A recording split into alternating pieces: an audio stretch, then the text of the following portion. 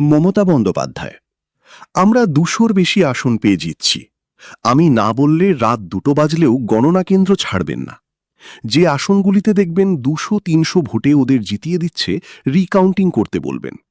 Counting এজেন্টরা নিজেরা বাড়ি থেকে খাবার নিয়ে যাবেন। দুপুরের খাবার হালকা খাবেন। আগের দিন থেকে কেউ পান, জর্দা বা অন্য কিছু খাবেন না। বাইরের খাবার নেবেন না, কেউ কিছু মিশিয়ে দিতে পারে। কাউন্টিং এজেন্টরা নিজেরা বাড়ি থেকে খাবার নিয়ে যাবেন। দুপুরের খাবার হালকা খাবেন। আগের দিন থেকে কেউ পান, জর্দা বা অন্য কিছু খাবেন না। বাইরের খাবার নেবেন না, কেউ কিছু মিশিয়ে দিতে পারে। ভোর ৫টায় গণনা কেন্দ্রে পৌঁছে যাবেন।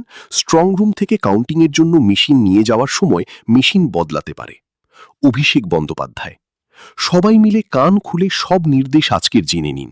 দিদি যা বলছেন দরকার হলে লিখে নিন, ভিডিও করে রাখুন। তৃণমূলের কর্মীদের গ্রেপ্তার করেছে।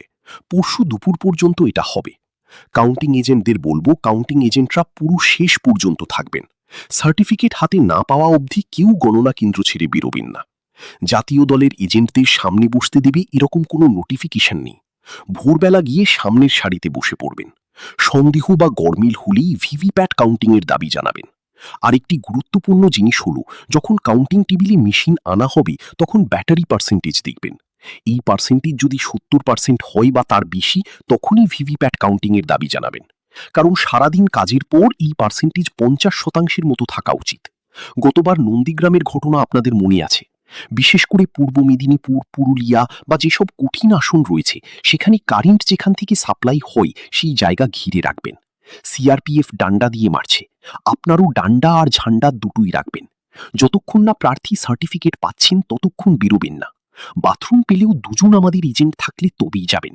কষ্ট হবে কিন্তু ছাড়বেন না। কিছু মহিলাদের কাউন্টিং এজেন্ট হিসেবে রাখুন। সিআরপিএফ চাইলেও ওদের গায়ে হাত দিতে পারবেন না।